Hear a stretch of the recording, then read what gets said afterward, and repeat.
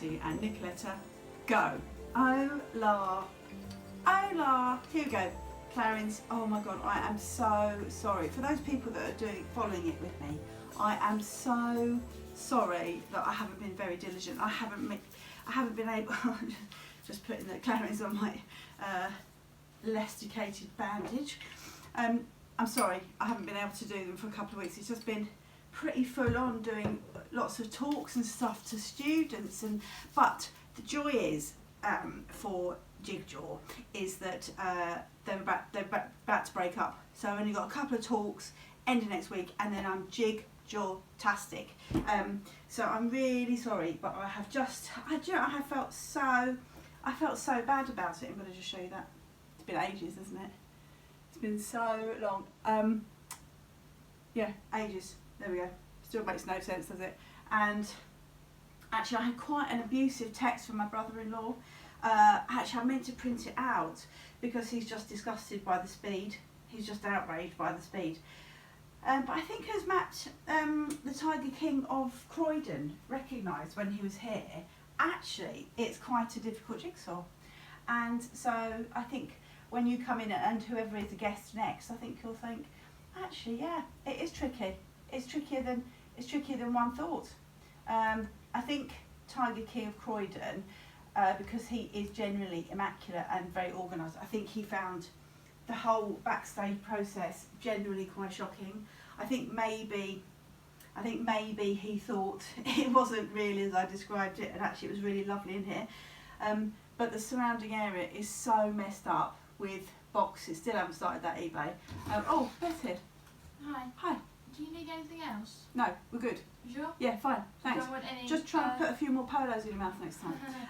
You don't want any yogurt or anything like that you can have with some fruit fruit. or anything? Yeah, get some Greek yogurt or some cream. You know, the zero-fat Greek yogurt. Yeah. And some blueberries or strawberries or black. Yeah, lovely. Strawberries and blueberries. Yeah, lovely. Excellent work, madam. Hi, go on, bye. Bye. Hi, bye. God, she's so bloody handy. She absolutely loves going up that shop, probably because I think she might shove in a few sweets on the way back. She says she's not, but who knows. But she's very handy. Every home should have one. So really sadly, Beth, the National Theatre where she was working, they got rid of 400 casual staff, which is devastating. So sadly, Beth lost that job. Absolutely heartbroken she is, because she found her calling, found her posse, found her tribe, found that little mission going up and down the track, loved it. So that has broken my heart into pieces for her. However, she started a new little venture, Beth's Bakes. So if you like cookies, if you like large ginger nuts, about that big, yeah, let's just say that Bethany's cooking, she follows it. She's very diligent about all the hygiene. She's very good about the measurements. Does it all the prep is amazing, and she does it, and it's beautiful. And these things are amazing. So a local cafe is taking her stuff on, and we're going to pimp them out. But we're also going to start selling them online, selling cookies and bits and bobs to the world. Which I think, at crazy times like this, I think it might be the only thing to do. Now, talking of which, thank you very much, Shaylee. Thank you, Lewis, for this card. I was going to message you, but I thought I'd save it for the JigJaw, because I know that you enjoy these and you've been a bit, well, you've been worrying about me that I haven't been on them, and also I know that you enjoy them. So this one is dedicated to you in the Lewis, and that card really made me laugh. I love it. I really love it. There we go. Thank you. Oh, actually, ow. That hurt. I'm going to put that there. Right, so let's just talk about the jigsaw for a minute.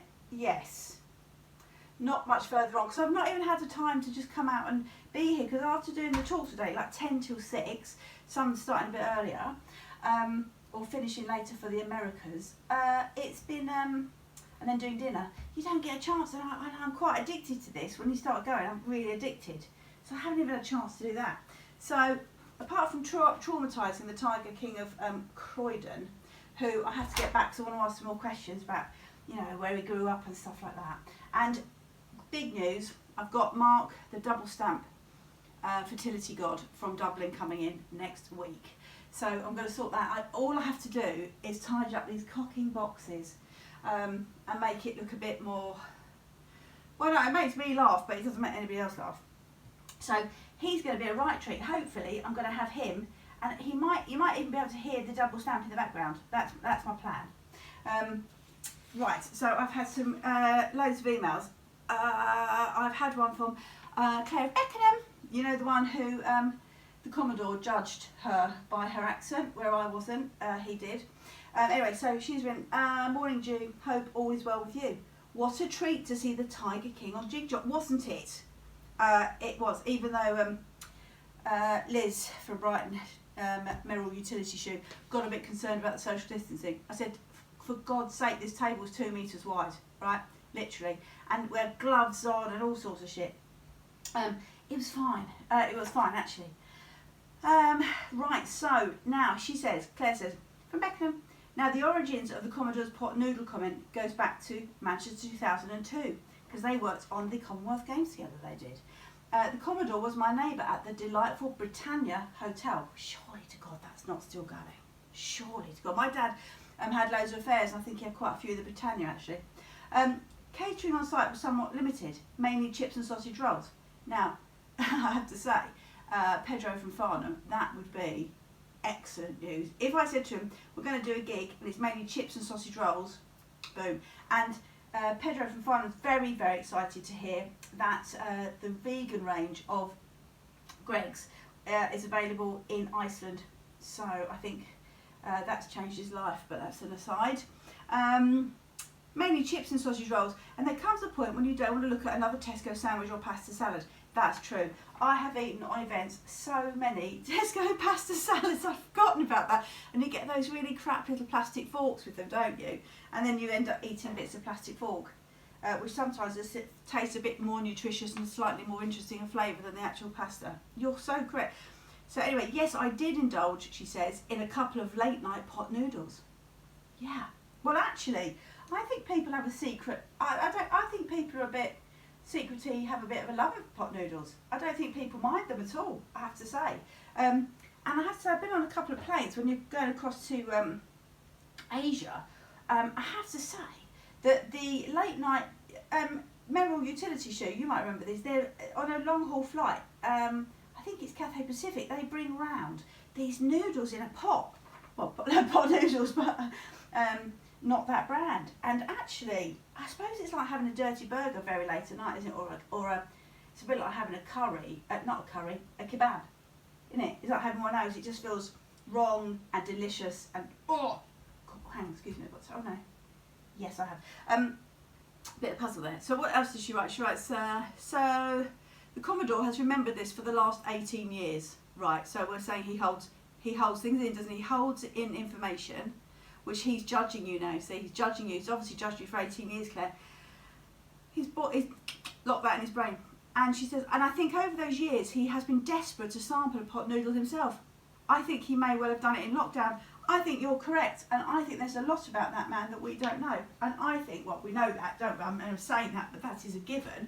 But I think he has done that, and I think that even if he has done that, he's never going to tell you. And I think he'll just continue to judge you openly in a public forum, knowing damn well on his own he's shoved a couple in, probably even with his hands, not even with a fork. No, I think you're correct. You mentioned, Ju, that you're a fan of Repair Shop. I must start watching it. And rather exciting news, Jared's dad is going to be on it. Oh my God. He did his first interview just before lockdown and waiting for the repaired reveal, a model boat from his childhood. This couldn't get any better. Ow, that hurts with my right hand. I'm going to have to click without. This is completely exciting. So this is almost like a JigJaw first, right? We are all going to know someone on the Repair Shop. And for those people in the Antipodes or other places, which there are, Repair Shop, you go in with so people go in with, like, I don't know, an old musical box, right, that they've had since their great-great-grandmother, and it's handed down generations, and invariably somebody's passed away and there's a huge story, and they like the ones with the stories because people well up and get very emotional as they hand the item over to be repaired.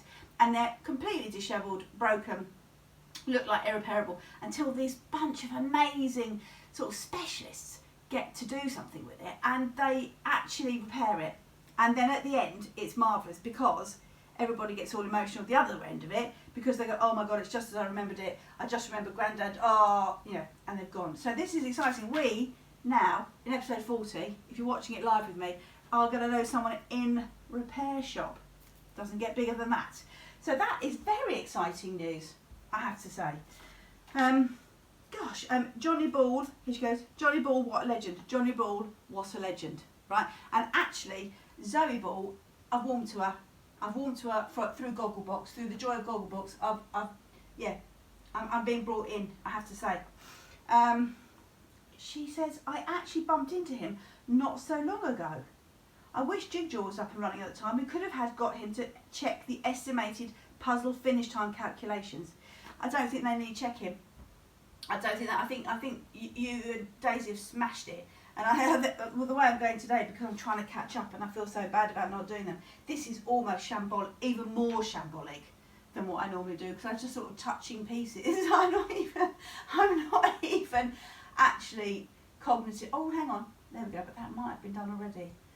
I have to say, this has been massively jiggled around because Fred's been getting his bike in and out, and I don't think he gives a tinker's cuss about my jigsaw. And I think Matt's giving even less because now he's just frustrated that even if we had the money to do this room up, finish it, I have refused to move this. So it kind of impedes having a floor put down, doesn't it?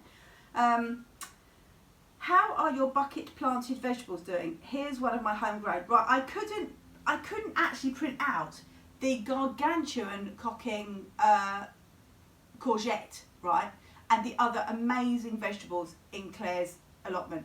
It is astounding. She's got a beautiful run of beans growing up. The allotment looks beautiful. The vegetables look astounding.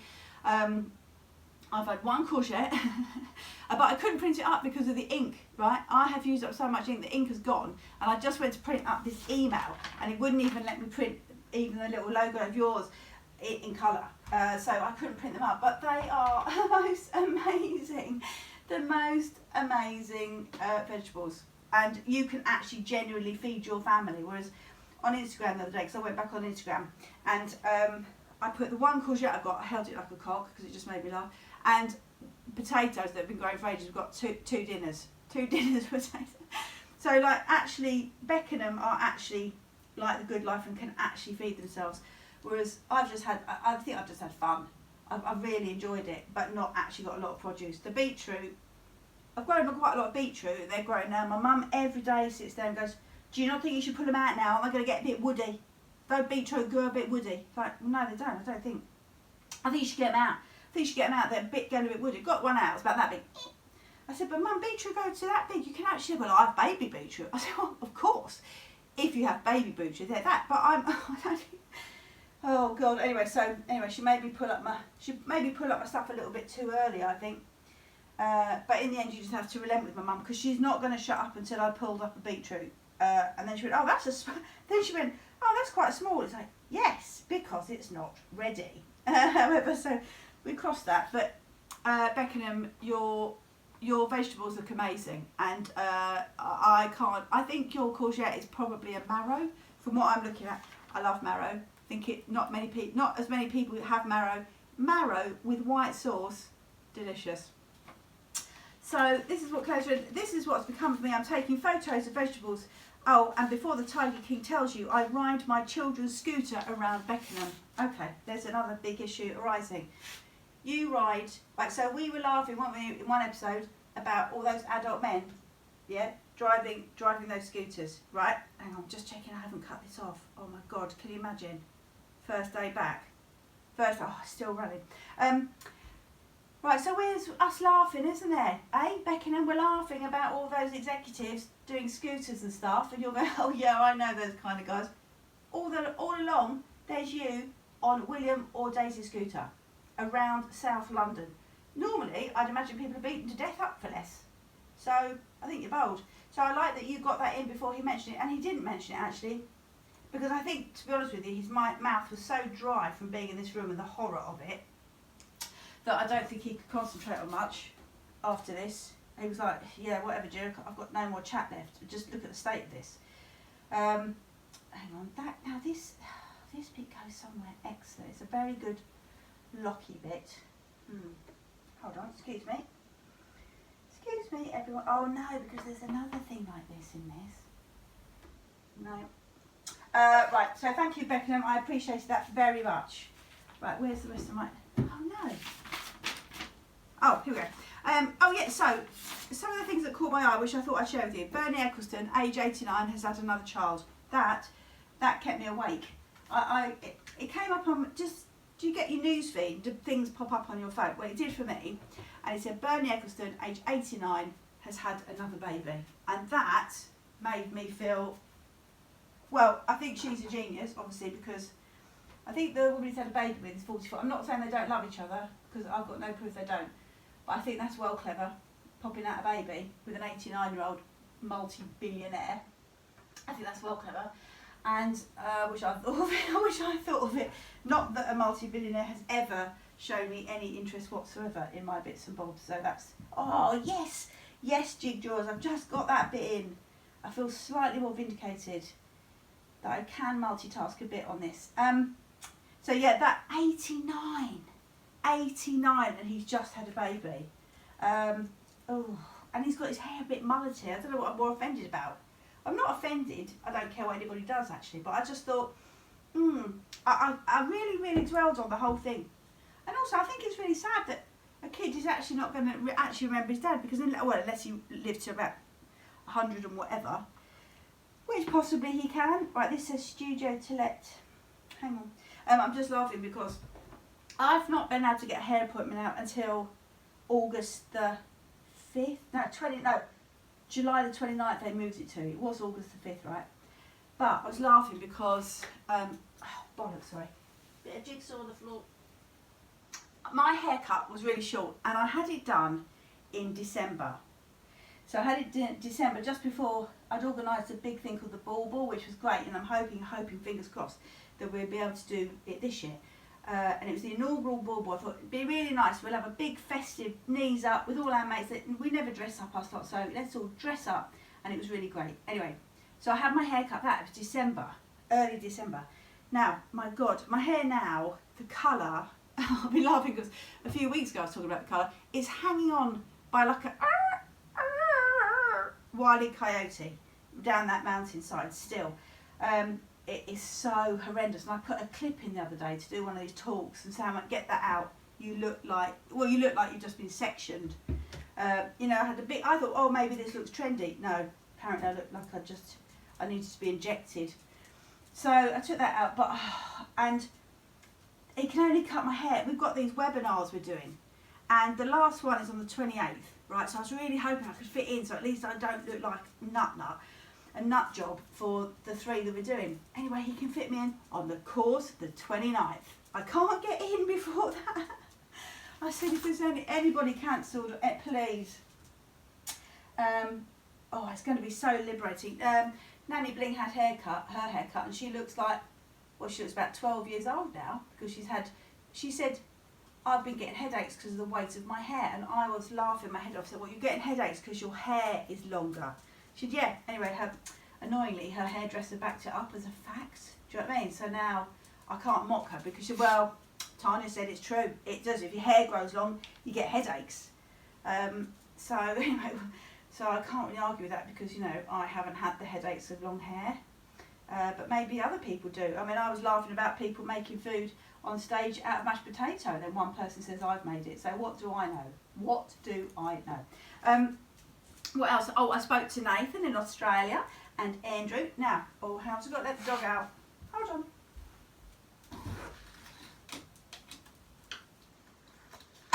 She's going to want to come back in a minute. I'm telling you that for nothing.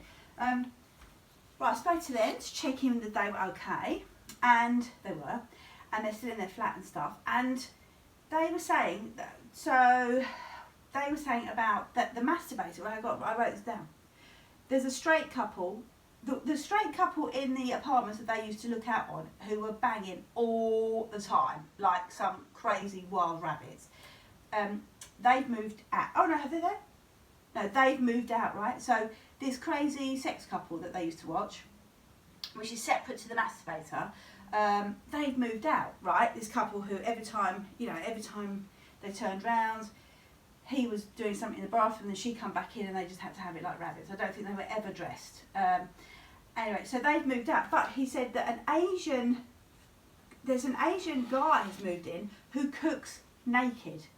So they can see out the back of their flat, they've now, in the same apartment where the sexing was relentless, they've now got an Asian who cooks totes naked.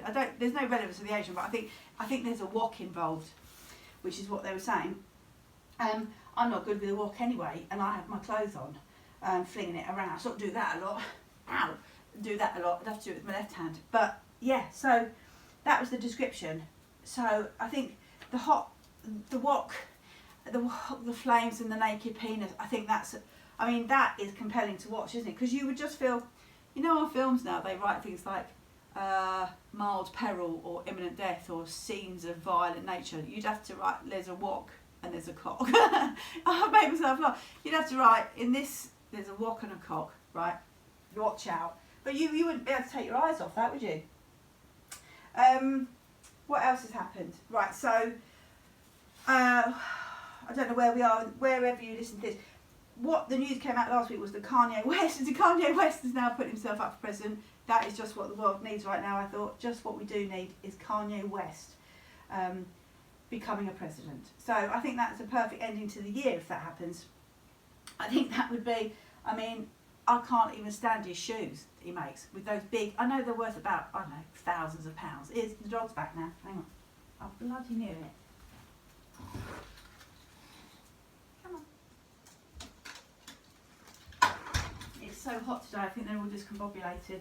I can't, those shoes, which are worth a fortune, the Yeezys or something, they've got this sole that sort of spreads out, huge. Oh, I meant to say about Nathan, right? I meant to say about Nathan and his tan. He was laughing because, ages ago I showed you the picture of Nathan with his family going to Italy where he had the most extraordinary suntan, where he looked like he didn't belong to his family because he'd been on the sunbed. Not sunbed, he had the spray tan. And then he secretly sprays it again and again where the woman's not looking. Well, he said because he's been in lockdown, he's been so excited about when the spray booths open up. So as soon as they opened, he went and got a spray tan. And the woman said, leave this on for, when you get home, leave it on for half an hour. They do a colour chart and stuff. He said, I want to go that colour. She went, it's quite dark, he said, I want that colour. So she said, right, leave it on for half an hour, no more, rinse it off, right? Because, just because, do as I told. Do you know how long he left it on for? 3 hours.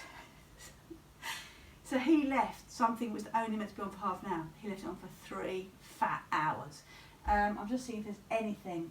No, he basically looked like a deep terracotta pot. He looked apparently like his teeth were shiny. And he went and did some teaching at a dance school, and I think he just got stared at a lot. And I think everybody just didn't know quite what to say to him. So yeah, 3 hours. He's such. He was laughing so much. I just can't imagine. That's something you need counselling for, isn't it? Because yeah, anyway, so I wish, I said, why didn't you take a picture? Because we'd all have loved that. Right, so we've watched Hamilton, finally. We're always late to a party, us lot. And I finally managed to watch Hamilton. Never saw it live, obviously. But I've just seen it on Disney+.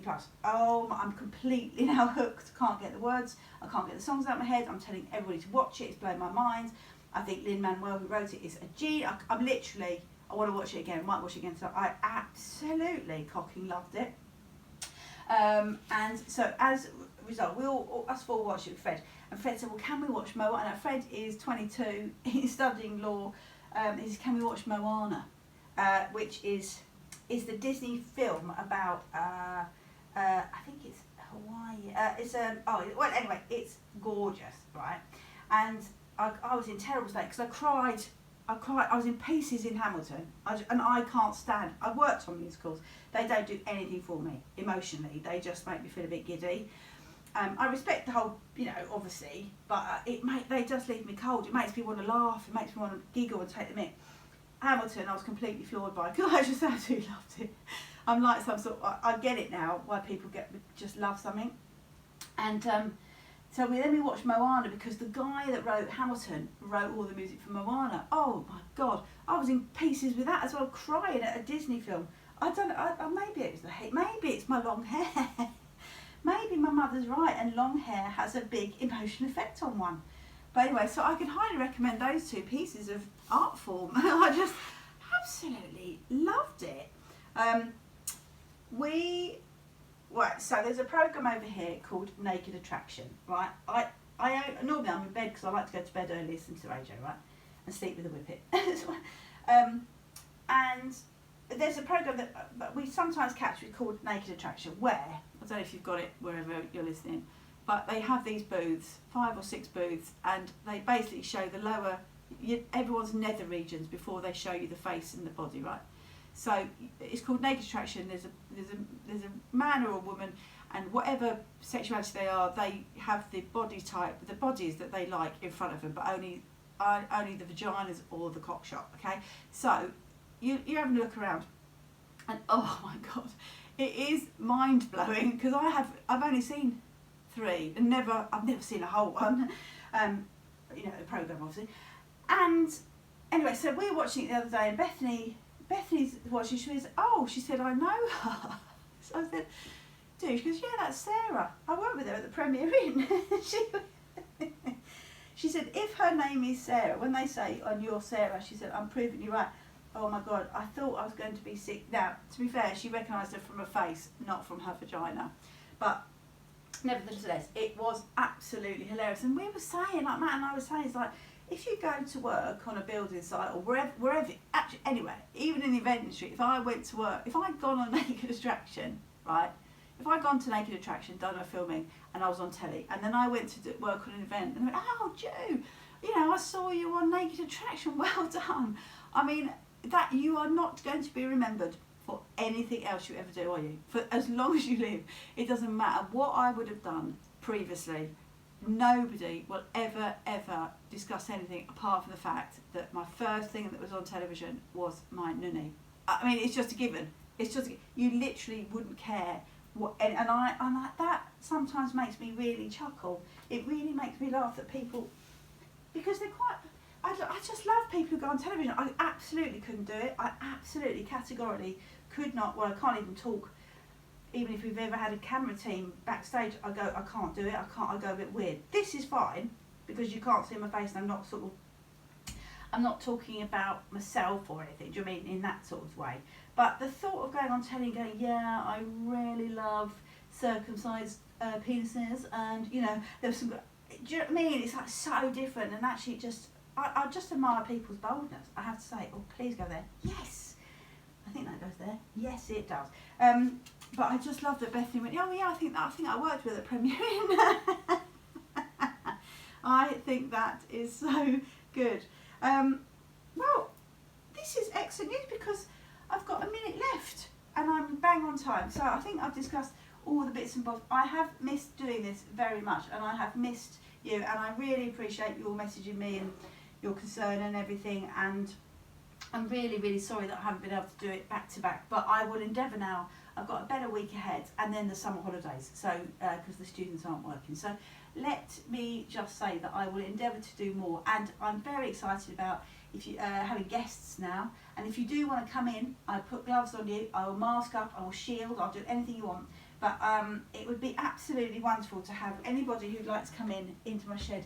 And as I say, I'm getting a little bit of a list together already. So hopefully we're going to have spin around double stamp fertility god in next week. But I'll try and do a couple this week. I can't get Pedro Vardaman. He will murder me in my own bed. But I love you. Thank you so much for coming. Thank you for listening. Thank you for caring. Thank you for doing everything. I hope you're well. I'm going to show you this again with my dodgy arm. I love you and take care. See you in 41. Bye.